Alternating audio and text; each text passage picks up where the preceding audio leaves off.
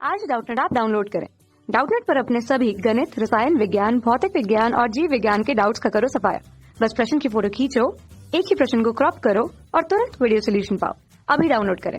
Hello student, प्रश्न है निम्नलिखित अभिक्रिया साम्यावस्था पर विचार करें। और यहाँ पर हम लोगों को ये अभिक्रिया दिया गया है। फिर बोला गया है प्रारंभ में क्या है, 2 लीटर फ्लास्क में N2 के 1 मोल और H2 के 3 मोल लिए जाते हैं।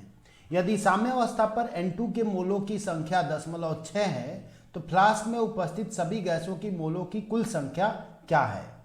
ठीक है, तो देखिए हम लोगों के पास जो अभिक्रिया है N2 है और ये गैस है ना, और H2 है और ये 3 मोल है और ये भी गैस है। और ये क्या करता है, साम्य अवस्था पर ये 2 मोल बनाता है किसका, NH3 का। ठीक है, और ये भी क्या है, गैस है। तो तीनों ही जो अभिकर्मक हैं या उत्पाद है वो क्या है, आपका गैसियस अवस्था में है। अब अगर हम लोग बात करें स्टोइकियोमेट्रिक अनुपात का, तो जब N2 का 1 मोल अभिक्रिया करता है किससे, 3 मोल हाइड्रोजन से, तो ये क्या करता है, 2 मोल आपका अमोनिया का बनाता है।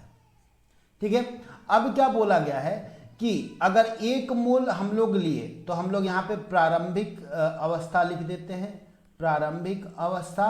तो यहाँ पे क्या है, बोला गया है कि 1 मोल इसका ले लीजिए। ठीक है, और फिर क्या ले लीजिए, 3 मोल हाइड्रोजन का ले लीजिए। तो 3 मोल हम लोग इसका भी ले लिए। फिर तो ये कितना होगा, तो अगर प्रारंभिक अवस्था में है यानी कि अभिक्रिया हुआ ही नहीं है तो ये होगा 0 मोल यानी कि 0 है। अब साम्य अवस्था पर क्या है, तो हम लोग यहां पे लिख दें साम्य पर बोला गया है कि N2 के मोलों की संख्या कितनी है, 0.6, यानी कि यहां पे कितना है, कितना इसमें से कम हो गया है, 0.4 कम हो गया है ना।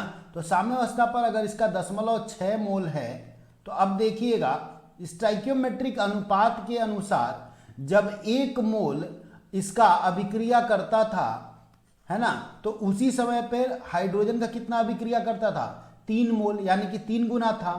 तो अगर 0.4 मोल अभिक्रिया किया होगा तो हाइड्रोजन का कितना अभिक्रिया करेगा, तो 0.4 गुणे 3 कर देंगे, यानी कि 1.2 मोल इसका अभिक्रिया किया होगा।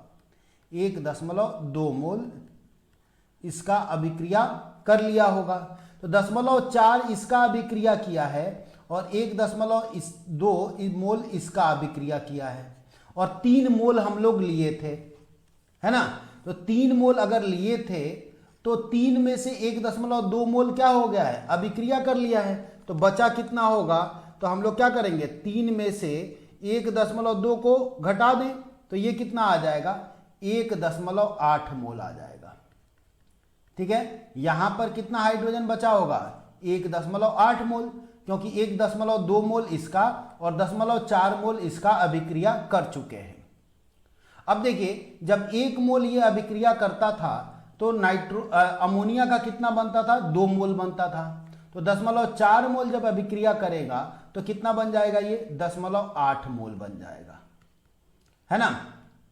तो साम्य पर कुल बचा हुआ कितना मोल होगा, तो देखिए हम लोगों के पास बचा हुआ नाइट्रोजन का जो मोल है 0.6 है ना, और इसका कितना बचा हुआ है, तो 1.8 है, और इसका कितना है, तो 0.8 है।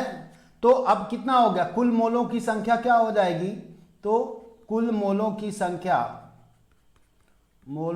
संख्या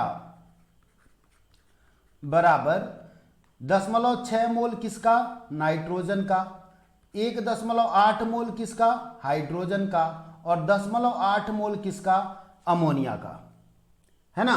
तो अब हम लोग इसको जोड़ दें तो ये हम लोगों का कितना आ जाता है, ये हम लोगों का आ जाता है 3.2 मोल। तो 3.2 मोल साम्य पर कुल मोलों की संख्या होगी।